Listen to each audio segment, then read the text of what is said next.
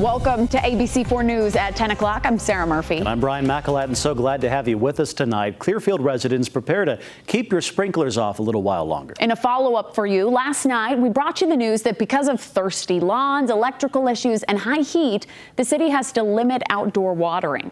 Well, they're asking neighbors to reduce their outdoor water use by half. Tonight, the city says it's extending the water limits and timeline for that. They blame more severe than expected damage to a water pump.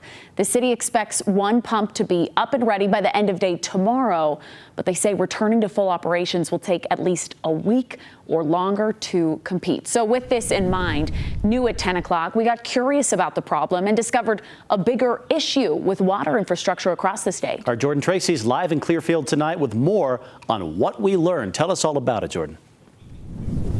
Well, Brian and Sarah, while we're told that you can't pinpoint specific systems in the state that could have issues in the future, there have been some recent studies that show a significant need for improvements in the state. Now, water infrastructure is super localized, that it all depends on how old a particular system is, and it depends on how much demand is increasing as population increases to determine any future problems. But the state as a whole is planning all the way out to 2060 to determine needed upgrades. We're told a comprehensive plan is due for March of next year. They've accepted applications for projects, and earlier this week, that first window of applications has closed.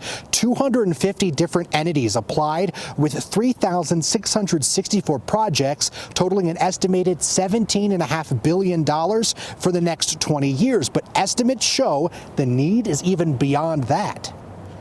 2060, there's a pretty significant need for repair and replacement for drinking water, water quality, and irrigation and canal. And then there's also a big chunk of that's for new infrastructure for new people coming in and new places. So there is a significant need out there.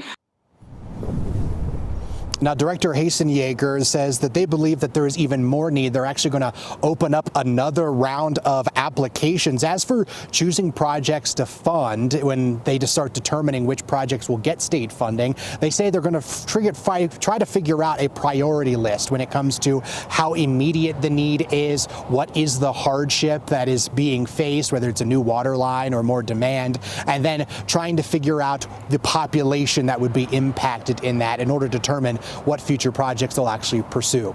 Reporting live in Clearfield, Jordan Tracy, ABC4 News.